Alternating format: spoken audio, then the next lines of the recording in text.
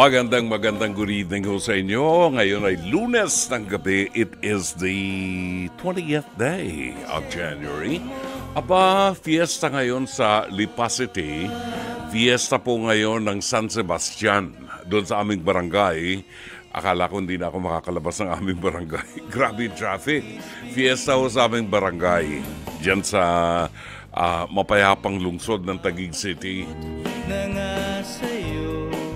Natatandaan ko ng mga nagdaang panahon, mga panahon ng lola ko, tsaka nung bata pa nanay ko. Pag ganyan nagfe-fiesta, pinag-iisis kami ng dinding ng bahay ng lola ko. Yung mga, palababaan. Palababaan, ano yun? Windowsill sa Tagalog, yan. Iniisis yan ang isis nung araw. Ang sahig namin na kawayan ay pinakikintab ng tuyong dahon ng saging. Ganon ang ginagamit namin nung araw. Ay, nako. Happy Fiesta po sa mga nagdiriwang ng kafiestahan ni San Sebastian ngayong araw na ito ng 20 ng buwan ng Enero. At sa Sunday naman, kung di ako nagkakamali, 26, kung di ako nagkakamali, ay feast naman ng Santo Niño. Maraming araw ang fiesta ng Santo Niño eh. Iba-ibang araw yan sa buwan ng Enero. Welcome po sa ating programang Dr. Love Radio Show. Ito si Brother June Banaag hanggang mamayang alas 11:30 ng gabi. Aba, teka, naalala ko lang. Gusto kong pasalamatan yung aking pamangkin, si Meldy Hilario ng Antipolo City na naganyay sa amin ng Sabado na dumalo sa kanyang ika-6 na pong kaarawan. Ang dayo ng aming pinuntahan, Diyos ko. Pero, meron ako nakainan. Alam mo, ugali ko yan. Bago pupunta sa event, sa mga kainan, sinisiguro ko na busog ako. Ayan, kaya bago kami nagpunta doon sa kainan, sa birthday party, kumain muna kami sa isang Vietnamese chuvachenes, no? Halong Bay Restaurant, dyan sa Antipolo. Sarap naman, mura lang. Yun, tsaka mga traditional, mga Vietnamese cuisine ng kanilang mga pagkain talaga. Traditional.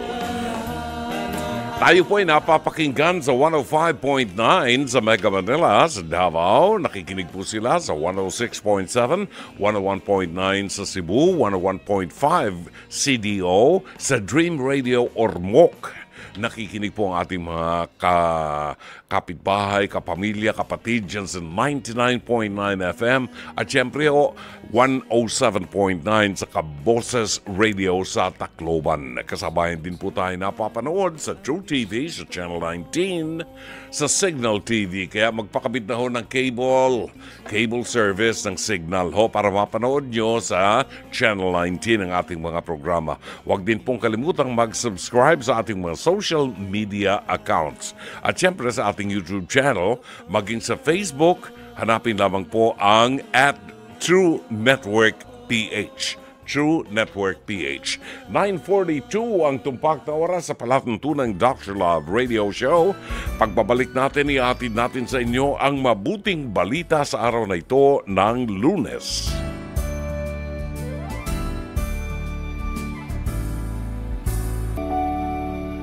Pagkain pang-spiritual. Mga salita ng Diyos na nag-iiwan ng pag-asa, kapanatagan at kapayapaan.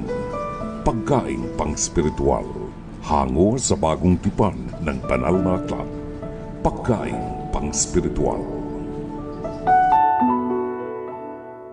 Ang ating pagkain pang-spiritual sa araw na ito, araw ng Lunes, 20 ng buwan ng Enero, kafiestahan ni San Sebastian, ay matatagpuan sa ikalawang kabanata ng Ebanghelyo sang-ayon kay San Marcos, talata 18 hanggang 22.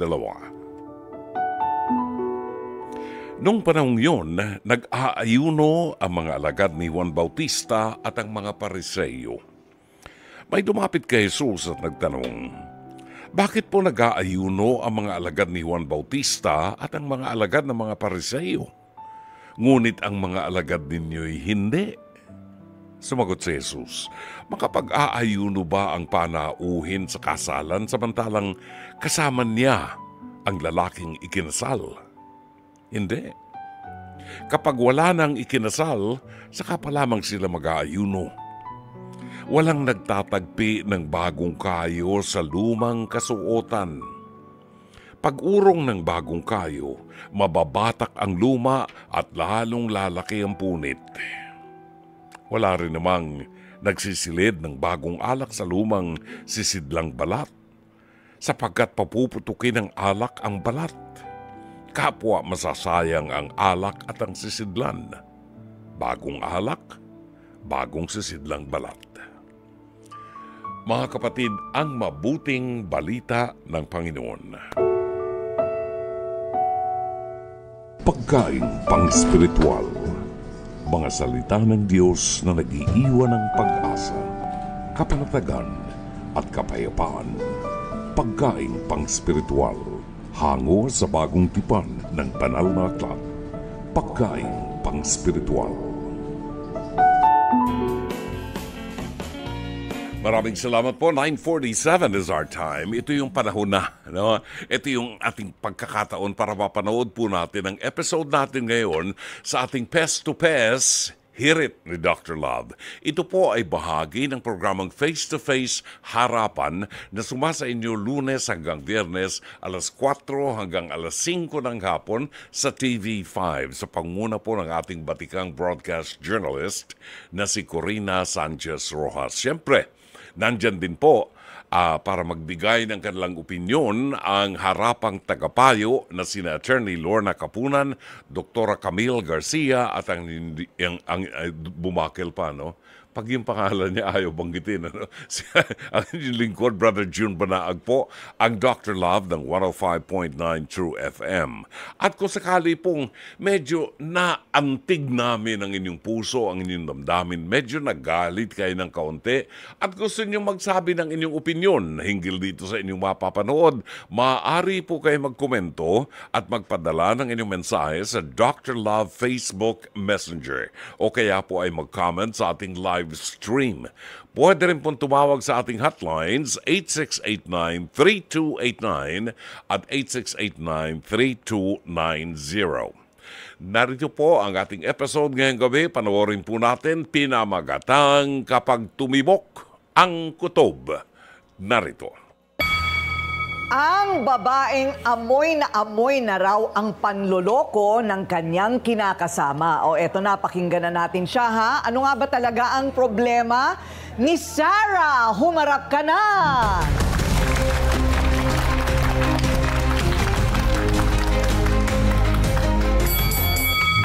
Hello, Sarah. Bata ka pa pala, no? Ilang taong ka na? 20 po. 20? 20? Ang laki na ng problema mo. May kinakasama ka na, 20 ka pa lang. Buti pinayagan ka ng mga magulang mo. Opo. May anak na. Isa po. Isa. Huwag mo na munang dagdagan, ha? Mahirap ang buhay. Implant po ako. Ha? Implant. Implant. O, ayan, maganda. At least, di ba? Para mapigilan. O, ano ang problema? Ay, kinukutubam na po ako sa kinakasama ko. Sa kinakasama mo. Dalas na po siyang gabi umuuwi. Wala na po siyang gana sa akin. Wala na po siyang paglalambing. Naku naman, ano ba yan? Alos po wala po siyang binibigay na pera. Kahit nga po pandaya pa paggatas ng anak ko, wala po eh. Wala nang lambing, wala pang pera. Paano yung anak mo kung walang panggatas, meron ka bang trabaho? Meron po. Nagtitinda lang po. Pero hindi po sariling puhunan. Swelduhan ka lang, swelduhan. Magkano? Kumukuha po ako ng 50 piraso ng kamote Q. Tapos, bigay po sa akin nila 12. Tinutubuan ko po ng 8 pesos. Benta ka bali 20. So, magkano bale sa isang araw ang kinikita mo? 500 po. Mga 500. Sino nag-aalaga ng anak mo habang nagtitinda ka? Yung aamon ko po. So, meron ka namang taga-alaga. Opo. Kamag-anak mo. Opo. Ayun. 20 years old, ang ibig sabihin nun, ano sila, nagkamali na sila nung ano pa lang sila, 18? Opo. Mga ganun. Mga ganyan. Pero siguro itong na-in-love to, mas bata pati ko rin. Kung nagkaanak ng ganyan, 16 na-in-love na yan Ayan siguro. na nga, oo. Ilang taon na yung kinakasama mo? 20 po. 20 rin. Oo, pare. Ano yung classmate mo? Hindi po. Ay, hindi. Nakilala lang po sa FB. Yan! Ay! Yun! Yan ang sinasabi ko, mga FB na yan! Sarah, bakit parang naiiyak ka? Parang ano, no? Parang napakabigat sa damdamin mo, ano? Bakit? Tuwing uuwi po siya, lasing po siya. Tapos tinatanong ko po pag tuwing sahod niya ng Sabado, ba't po kulang ang pera na sinasahod niya? Ang laging sagot niya, pinang-iinom niya daw po sa mga barkada niya. Eh kasi 20 anyos, eh di syempre, Totoo yan. sabik pang Gumimik magmimik. talaga, Oo, barkada. Magkano naman ang iniintrega niya sa'yo at magkano na lang ngayon? Magkano yung nabawas? 1.5 po. Mga 1.5. Ano na ngayon ang iniintrega sa'yo? 1,000 na lang po, minsan 800 po. Ah, nabawasan talaga. Kinumpronta mo na ba si Mark? Opo. Tinanong mo na? Tinanong ko na Anong po. sagot niya sa'yo? Wala naman po daw siyang tinatago sa akin po. Okay. Yung cellphone ba niya, in-inspection mo na? Hindi, pag kinukuha ko po sa kanya, hindi niya po binibigay. Okay, tawagin na nga natin ang nakasakdal. Ngayong araw na ito, ang pinaghihinalaan. Ay, hindi pa kita tinatawag. Pero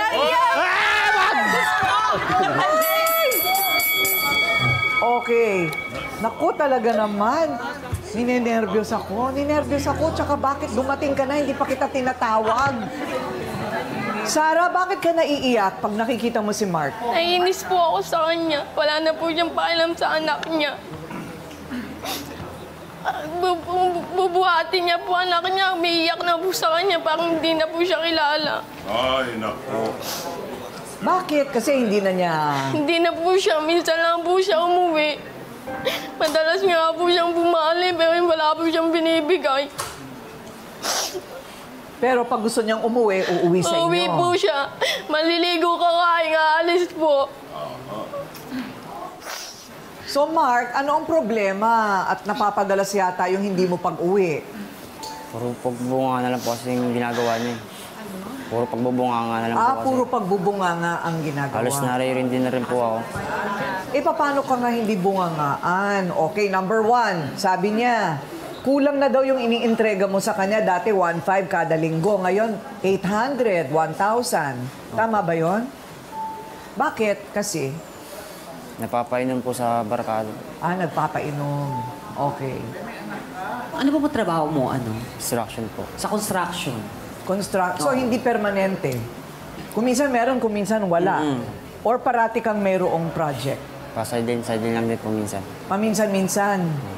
Ayun. Oh, ito na yung tanong. Mahal mo pa ba si Sarah?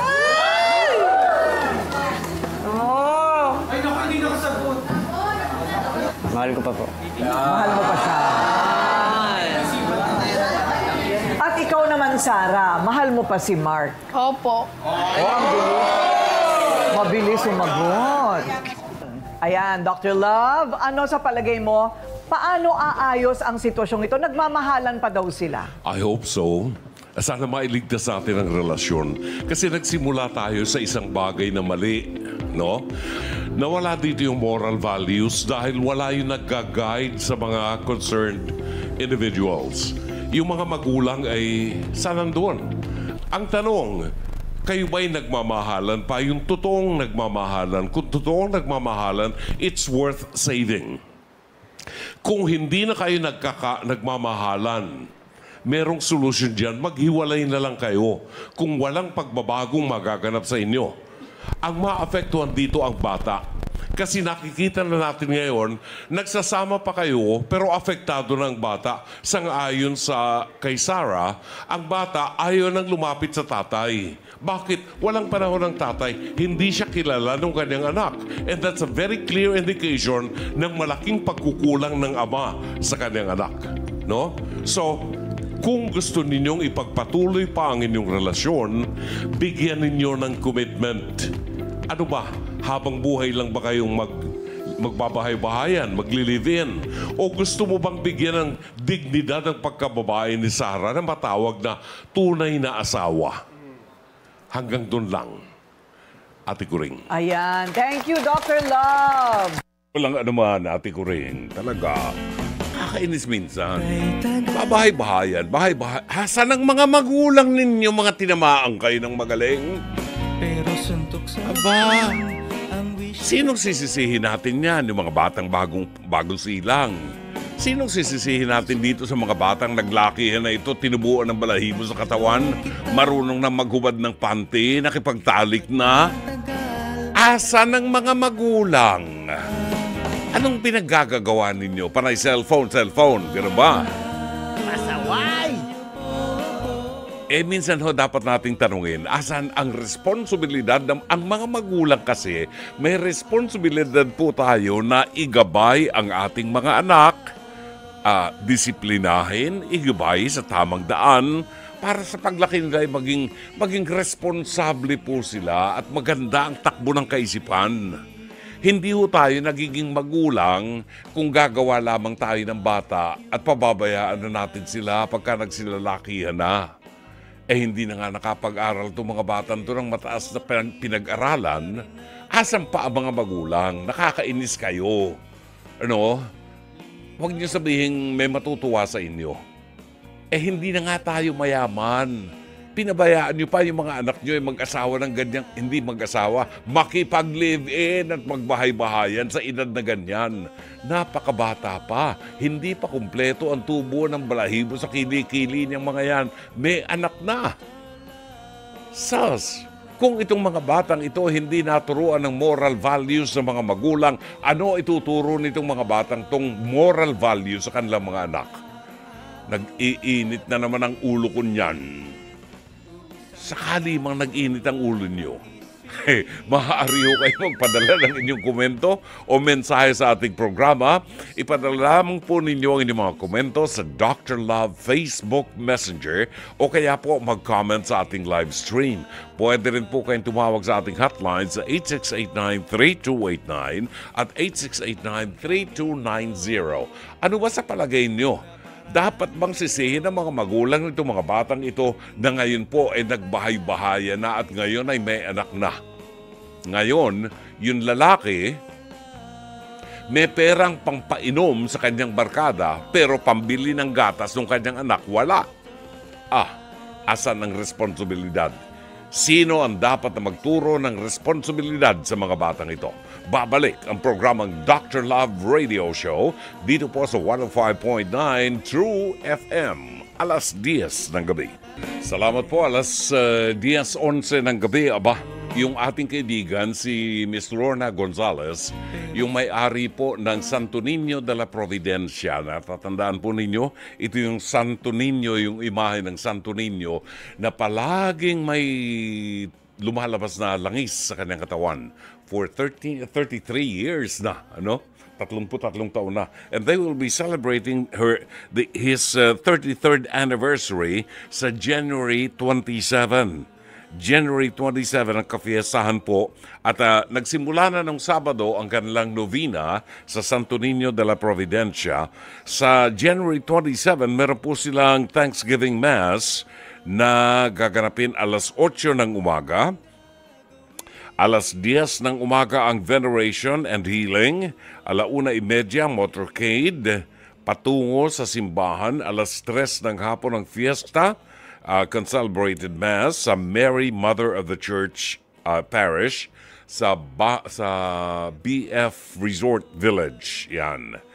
At may procession sila ng 4:30 in the afternoon. So maraming activities po yan. Santo Niño de la Providencia sa Aurora P1 Streets.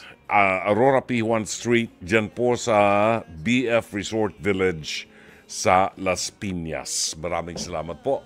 At 10:13, narito ang reaksyon ng ating mga tagapakinig sa kanilang napanood sa ating Pest to Pest. Si Lane ng Brussels, Belgium, minsan kasi, Brother June, matitigas ang ulo ng mga kabataan ngayon. Hindi na iniisip ang kinabukasan basta ginusto on the go. Hindi na naman sila 15 anyos. Alam na nila yan. Opinion lang po naman. Samantala si Lance Abellion, sabi niya, ito ang aking comment sa Face to Face. For me, malaki ang responsibilidad ng mga magulang sa mga anak at sa panahon po ngayon, kaka-cellphone po ng mga kabataan yan.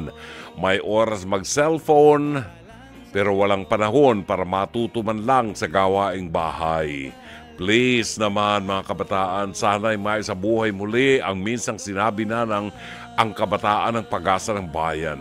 Huwag naman sanang paasa sa bayan. Kayo ang susunod na henerasyon ng lipunang ito.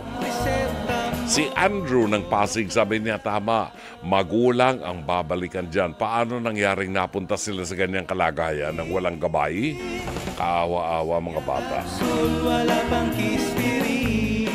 Kasi nga, alam ba ninyo na mayroong mga kabataan ngayon wala pang 10 years old?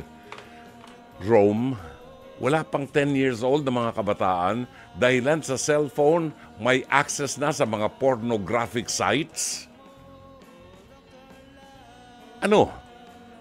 Pagkatapos Direk Joey, ituturo daw ngayon sa mga kabataan ang sex education as early as 6 or 7 years old. Sex education, ba't hindi kayo magtalik sa harap ng mga anak ninyo? Bigyan niyo ng panahon. Bigyan niyo ng panahon na enjoy ng mga kabataan yung kanilang pagkabata. Ituro niyo pag alam na ng mga utak ng mga batang yan kung ano ang sex. Diyos ko.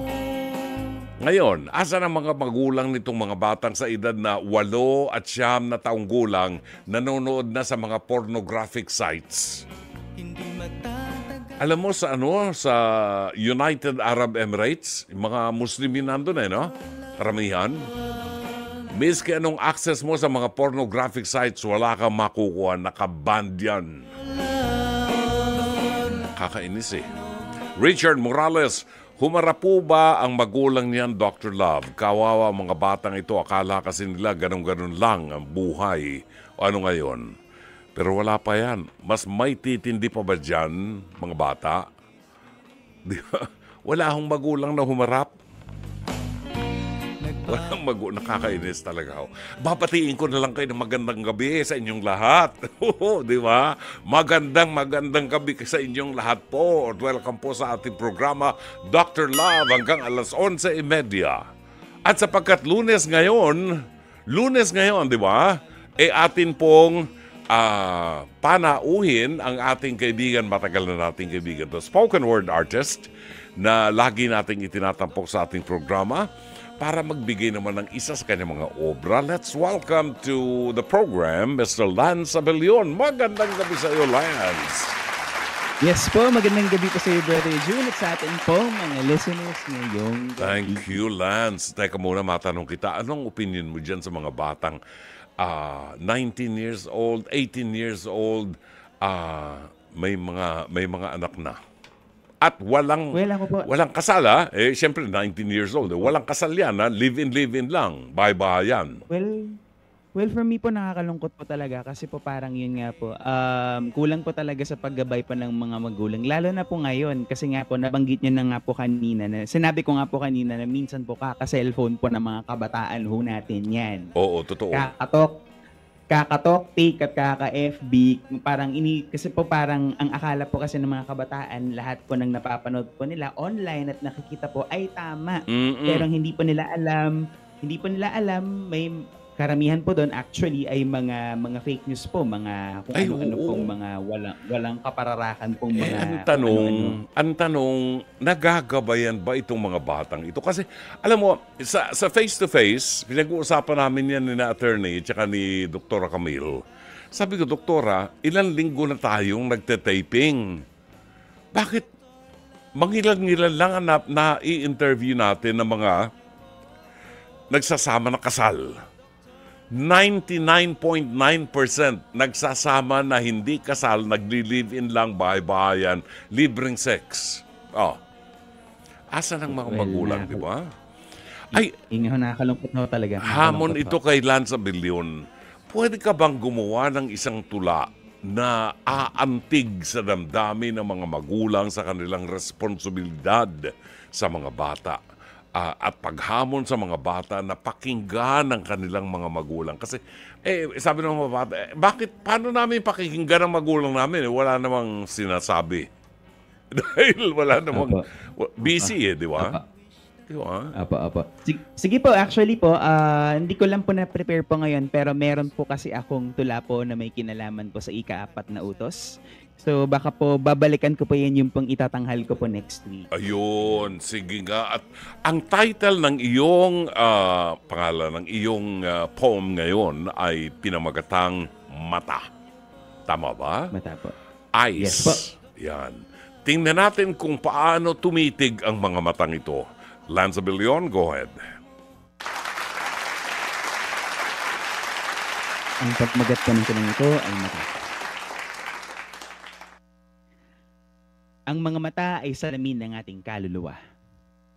Nagiging tahimik na saksi sa bawat kasaysayan ng ating paghinga. Silang mga tagatala ng mga tagumpay at ng ating kabiguan sa sandaling ibig natin silang maalala.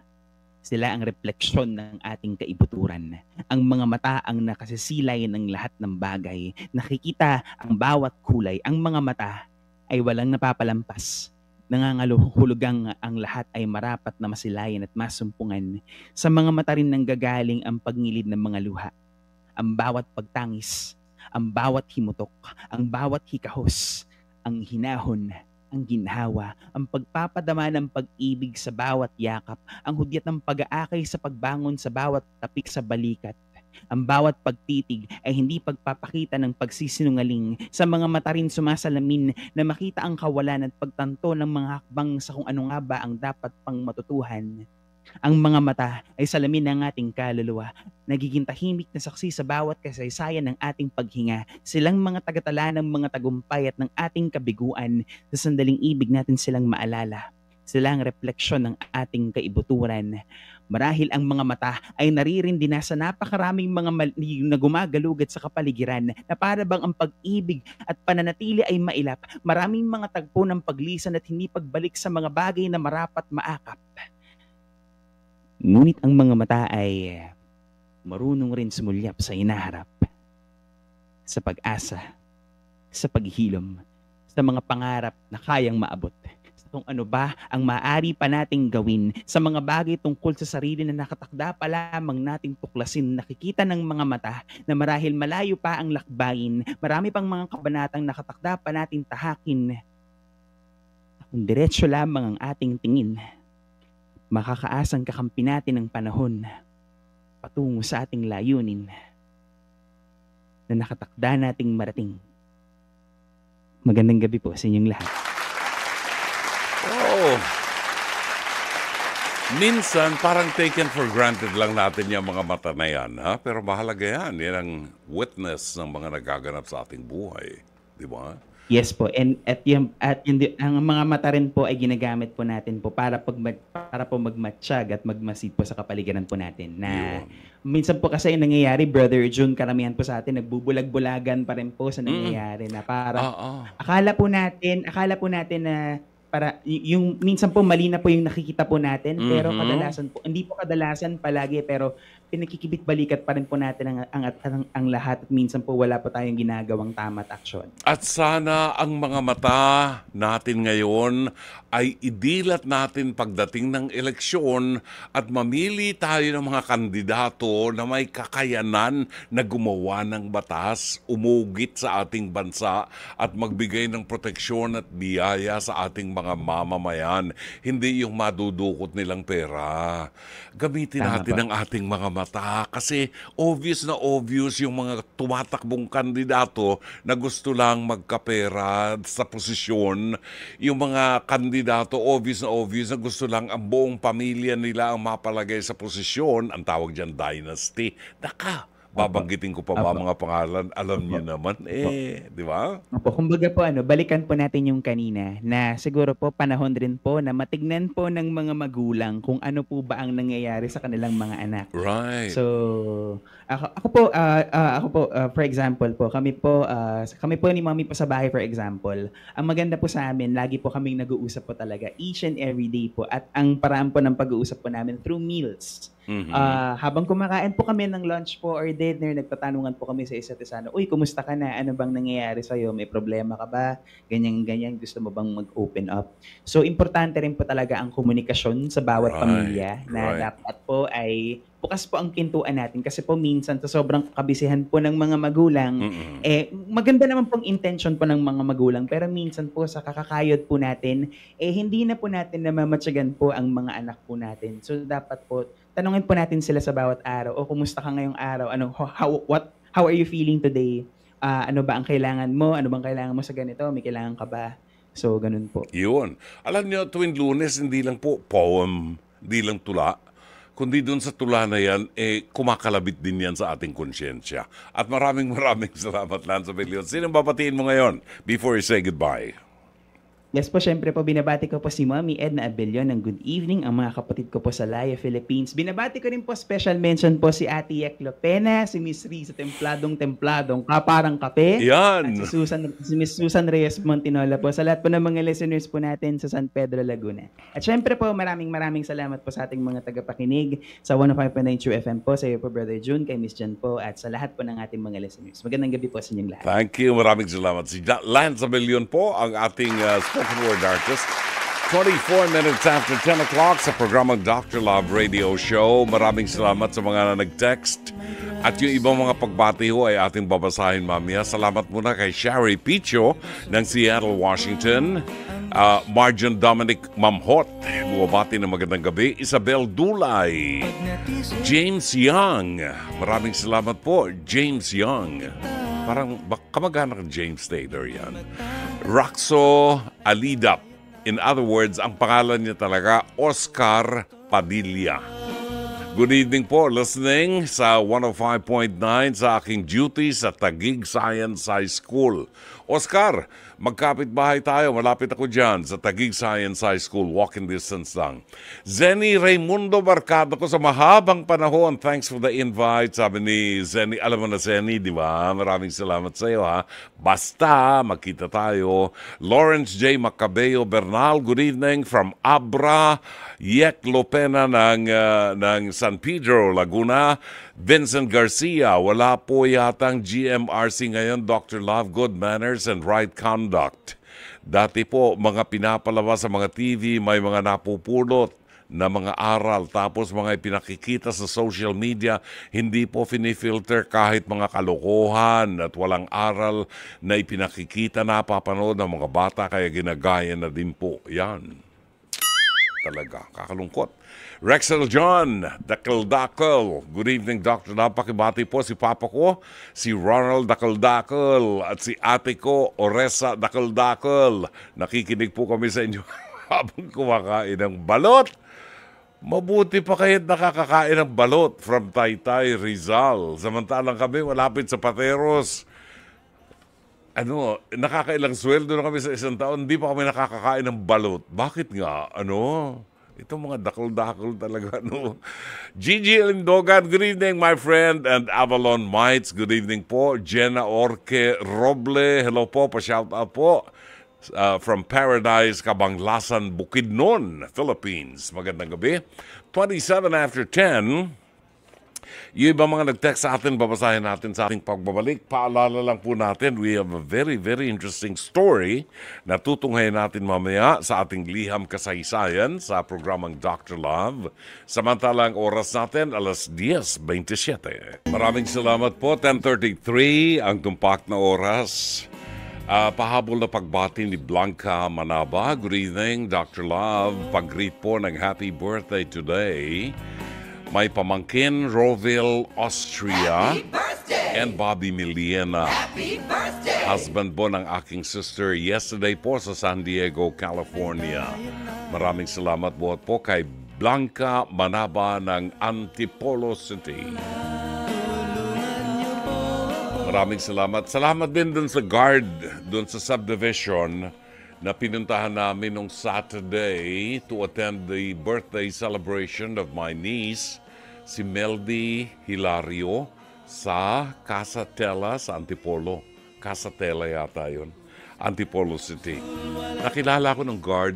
Alam mo, may bayad ang pagpasok doon sa kanilang subdivision, 20 pesos. Hindi na niya ako siningil. Sabi niya, nakikinig ako sa inyo. Wow. May perk din naman, ano, minsan, di ba? May perks din. Pag nakilala ka, libre na ako kayo, wala na kayong bayad. Sabi ko, sige. Kasi okay lang naman magbayad ako, basta ang resibo ninyo, may stamp ng BIR. Pag wala... Nako, BIR, ano ba kayo? Ang daming mga business establishments sa amin sa Taguig, dyan sa mall sa Taguig. Ang daming business establishments na hindi nag-i-issue ng BIR receipt. Anong ginagawa nyo? Nakatunga nga kayo dyan. Nadadaya tayo pagkatapos hirap na hirap ang gobyerno natin kumuha ng pondo, nangungutang sa ibang bansa. Dapat kayo nagpo-produce niyang ganyan Sa mga binabayarang tax, dapat nakakabawas din yan. Kami mga naghahanap buhay, hindi pa namin nasusweldo, natatanggap ang sweldo namin, binabawas yun ng withholding tax namin, di ba? Nawawalan ka ng respeto sa ganung uri. Paano? Normal na yan ngayon Dinadaya ng BIR, hindi nila alam. No? Silang pinakamalaking kinuha Ayun nga. Hindi ko naman masabing hindi alam ng BIR yan.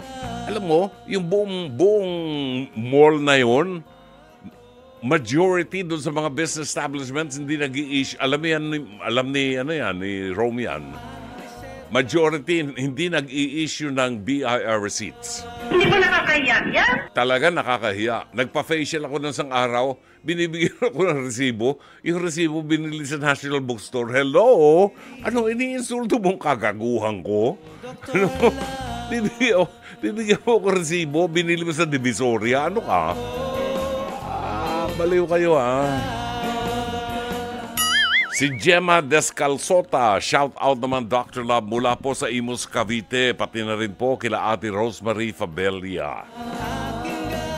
Kasi minsan pinalulusot natin Minsan, kasalanan din natin, pinalulusot natin sila.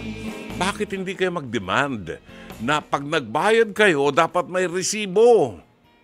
Di ba? At yung resibo, hindi nabili sa Divisoria. Bawal yan. Bawal yun. Dapat may tatak ng BIR. Sauce. Eto, si Roberto Ignacio. Buwabati ho na magandang gabi, Kuya June. Eto, may balita pa siya, Si Olivia Rodrigo, may jowa na siya. Simula pa ng Disyembre ng 2023. Yahoo! Baka madimanda tayo ng libel nito, Roberto Ignacio, Personal na buhay ito ni Olivia. Sino ba yung Olivia Rodrigo na yon? Hopefully, lalabas na yung kanyang ikatlong album ngayong taon. Present po ako from Pasay City. Maraming alam sa artista. Dapat palitan ito si Laila Chikadore. Mas maraming alam to kay Laila Chikadore. Magandang gabi rin kay Alani Hungko ng Kuwait, Evelyn Fortunado, buwabati po ng magandang gabi buhat sa Real Quezon. Lina Ho ng Plaridel, Bulacan, Au Villaflor, buwabati ng Happy New Year. Buhat po sa San Pedro, Laguna, Elvira Cabahog ng Pasay City, Angelita Banatao ng Pateros, El Tiofi Jake, Elvira Cabahog, Nix Cardoza ng paki-shoutout po sa boyfriend ko, si Gerald Delgado. Kay Jake Bakod, binabati rin natin ng happy birthday si Jake Bakod. Happy birthday! Na dati nating producer na ganun lang, yun lang, happy birthday lang. Di ba? Binabati ng buong production staff natin si Jake ng happy birthday. Good evening, Pards. Ang sabi ni Engineer Mercy Santos, we are watching your nice program. Happy listening to Zenny Raimundo, Don De Cruz, and LC Flores. Mga barkada natin itong mga ito. Ng mga senior citizen na. Lori Feria Flores, good evening, watching from Pasay City. Shout out, Brother June, listening here from City of Dreams, Paranaque. Ano yung City of Dreams? Hindi ba ano yun? Hindi ba may mga kasi-casino doon? Sa City of Dreams? Hotel Casino, yun. Ay siya, sige. Sa mga sugarol po na nandyan sa casino, good luck sa inyo. After all, pera nyo yung ginagastos nyo. Mag-enjoy kayo, ha? At sa mga kaibigan nating mga nagtatrabaho dyan sa City of Dreams sa Paranaque, magandang gabi sa inyo. Trabaho lang tayo. Nicole Sueño, good evening sa mag-ina ni Mami Lorleen and Madeo Giorgio Gonzalez ng Metro Davao na palagi nakikinig sa atin. Batiin natin si Chato Sakluti, si Zenny Dayang Hirang, ang aking kumare. Zenny Dayang Hirang, magandang gabi at happy listening. Rodolfo Cruz, Marvin Zandro Riabad ng North Caloocan, Carmelita Lina Neira ng Hong Kong. Good evening kay Kit Velarde Lorenzo, kay Lynn ng Brussels, Belgium nagtatanong. Dr. Lab, blessed Monday po. Always watching from Brussels, Belgium. Brother John, may tanong po ako. Normal ba dyan sa Pilipinas na hindi sumunod sa contract? Kasi po, nagpagawa kami ng bahay sa Baguio, 6 months ang nasa contract. Pero magto 2 years na po sa July, hindi pa tapos. Ano po ba ang dapat na aksyon sa ganyan? Lagi may promises ang engineer namin. Ginagatasan ho kayo, pihado, ng inyong engineer. Lynn ng Brussels, Belgium. Lalo kung walang nagbabantay. Yan. Lalo kung walang nagbabantay. Kapag ho, meron kayong kontrata at ito ay natutuhan ko kay Attorney Lorna Kapunan. Kung kayo po ay may kontrata, sampahan nyo ng kaso. Dahil nakalagay po sa kontrata ninyo, 6 months lang gagawin ng project, 2 taon na, wala pa yung project nyo. Obviously, ginagatasan lang kayo ng engineer nyo. Malinaw na malinaw po yan. Sampahan nyo na po ng demanda. At pag nakakuha yan ng sabpina, hindi sa Senate ha, pag nakakuha ng sabpina yan, mangangatugho ang niyan. Pasaway! Ano yung ginagamit nila mga kabataan na gano'n? Yung TikTok na gano'n? Anong tawag doon? 2 plastic na bola. Diba? Nauso yan di ba? Toktik, lato-lato. Pag sinampahan nyo ng demanda at lumabas po ang warrant of arrest o sabpina, mangangatugho ang lato-lato ng inyong engineer. Yan. Dorina Villaruz Figueroa, bumabati ng magandang gabi. Shout out from Olongapo. Olongapo City. Naalala ko si Pepsi Paloma. Di ba taga Olongapo City yun? At anak siya ng Amerikano sa isang Pilipina. Si Pepsi Paloma. Ngayon, isinabit na rin ang pangalan ni Charito Solis na iginagalang na artista dito sa kasaysayan ni Pepsi Paloma. Ano ba naman kayo? Pagpatay na, ingatan nyo ng ang pangalan. Agua Bendita is watching and listening po kasama ni Nanay Rosing. Holy Water, magandang gabi sa iyo. Ay siya, pagbabalik ko natin, ay tutunghayin natin para mapag-usapan natin ng mahaba-haba. At kailangan namin ng inyong opinion. Sakali po na meron kayong opinion, pahabol natin, Randall Pisigan, buhat sa Bermuda Island and Luz Nava. Yan, magandang gabi. Babasahin po natin ang liham kasaysayan padala ni Alex ng Binangonan, Rizal. At kung sakali po na meron kayong liham kasaysayan o kasaysayan ng buhay, kasaysayan ng tagumpay, kasaysayan ng buhay nyo ng pagkasawi, kasaysayan ng pag-ibig o whatever, suliranin na bumabagabag sa inyo at gusto po ninyong idulog sa ating programa, maaari kayo magpadala ng inyong liham kasaysayan sa Facebook page ng Dr. Love. Hanapin lamang po ang Dr. Love. ipadala po ninyo sa messenger natin sa Facebook page. Ilagay po ninyo ang inyong tunay na pangalan at ang contact number.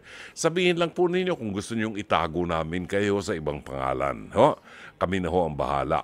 At tatawagan kayo ng ating producer para malaman ang storya, para magawa po ang inyong maiayos namin, ang inyong liham kasaysayan. Pwede rin pong tumawag sa ating hotline sa 8689-3289 at 8689-3290. Ganyang paraan din po, maaari kayo magpadala ng inyong mensahe or opinion or reaksyon dito sa kasaysayan na ating itatampok. Magpadala kayo ng mensahe sa Dr. Love Facebook Messenger at maaari kayong tumawag din sa ating mga linya ng telepono sa 8689-3289 at 8689-3290. The time is 10:45. Oras natin ganap ng alas 10:47 ng gabi. At sa bahaging ito ng ating palatuntunan, ating pong tunghayan ang liham kasaysayan. Ngayong gabi, ito po ay padala ni Alex ng Binangonan, Rizal. Dear Dr. Love, itago niyo lamang po ko sa pangalang Alex. Ako po ay 36 anyos mula po sa Binangonan, Rizal. Mayroon po akong asawa. Kasal po kami at mayroong isang anak na lalaki. Dr. Love, sobrang nahihirapan na po kasi ako sa dinami-dami ng problema. Hindi ko po maintindihan bakit ito po ang natapat sa akin. Medyo sensitibo po ang problemang ilalapit ko sa inyo, pero sana po mabigyan daan ninyo at mapayuhan ako. Alam ko pong meron din pong iba na dinadanas ang problema ko. Nahihiya lamang ako at hindi malaman kung sino ang pwedeng makausap. Ang problema ko po ay mismong ang asawa ko. Dr. Love, 7 years na po kaming magkasama at parang napapaisip ako sa gabi na hindi ko na kayang makasama pa siya. Sobrang hirap na ako sa sitwasyon namin at bukod tanging pumipigil sa akin ang pagmamahal ko sa kanya. At natatakot ako na baka walang ibang makaintindi sa kanya. Kung titingnan, mukhang masaya at maayos po ang aming pamilya, pero ang totoo po, meron po kaming isang itinatagong nakakahiyang problema. Ang asawa ko po kasi, palagay ko, ay nakakaranas ng compulsive sexual behavior. Noong bago pa lamang po kami noon, ang nasa isip ko lang po, baka kaya siya ganoon ay dahil bago-bago pa lamang kami. Gaya nga ng sinasabi ng karamihan, nariyan pa ang sabik at hindi pa kami nakakaranas ng pagkasawa. Pero nang tumuntong na kami ng 3 taon, napaisip na ako. Parang grabe naman ata. Pinakamababa na ata ang 3 beses sa isang araw na pag-make love namin.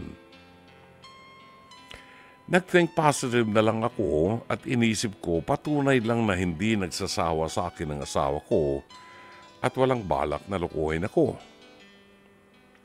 Pero nung nag-3 taon na kami at medyo na-affectuhan na ako sa trabaho ko, medyo napapaisip na ako na baka may mali. Imagine, Dr. Love, bago ko pumasok sa trabaho, gusto niya mayroon muna kaming loving-loving. Pagdating naman ng lunch, pilit niya akong pinauuwi at sa bahay na lang daw ako kumain. Yung pala, para mag-loving-loving na naman. Ganon din po sa gabi. Kahit gaano ko kapagod, gagawin niyang lahat para lang makapag-loving-loving kami. May mga pagkakataon nga po na parang 1 beses ko lang po nagawa sa kanya. Grabe po ang galit niya.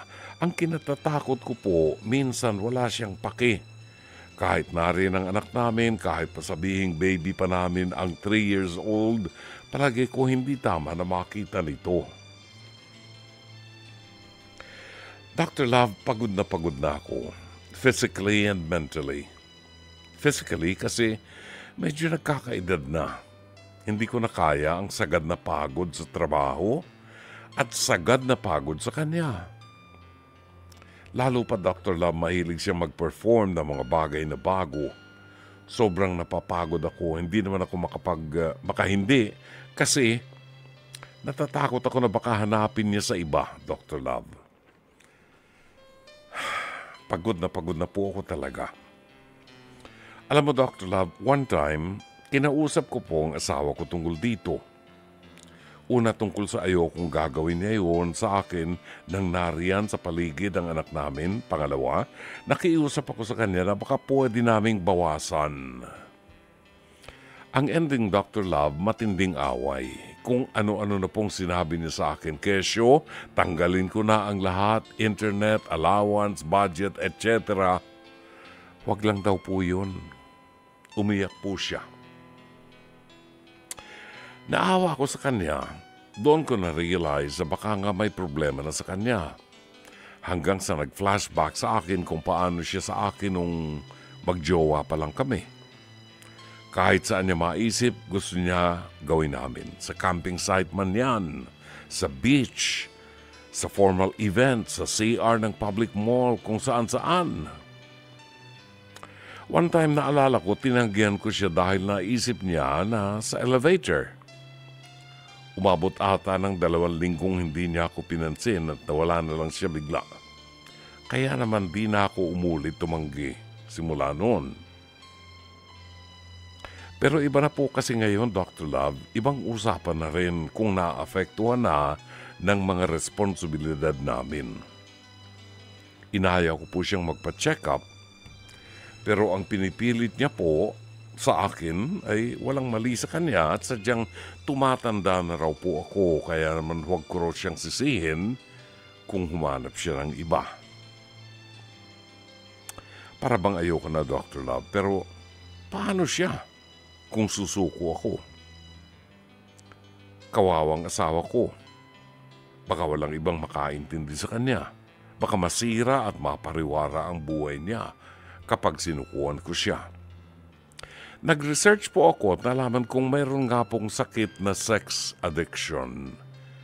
Kaso hindi ko po alam kung paano siya tutulungan. Ano po ba ang magandang gawin, Dr. Love? Dapat ko na po ba siyang hiwalayan? Gumagalang, Alex. Sa pamagitan po ng awiting ito, Fascination ni Al Martino, pansamantala tayo po ay magpapaalam at magbabalik po bukas ng gabi. Alas 9:30 hanggang alas 11:30 dito po sa 105.9 True FM. Sa ngalan po ng ating buong production staff, sa pangunguna ng ating General Manager, ng Nation Broadcasting Corporation, Raul de la Cruz, Head ng Programming and Production, Alvin Maanyo, Cherry Bailey, ating Operations Manager, ang ating producer, Jenjen Morales at Mike Santillan, Technical Director, Sheikh Mamarilo, ang ating, hindi pala, si Direk Joey pala, Direk Joey Perez, na nag-enjoy sa mga music natin ngayon, si Rome Ortigas, ang ating studio tech, ang ating TA, at avid operator Mike Pulayog at ang ating TOC switcher Mueng Carpio. Ito po si Brother June Banag. Hanggang bukas muli, magandang gabi. Maraming salamat. Shalom Aleichem.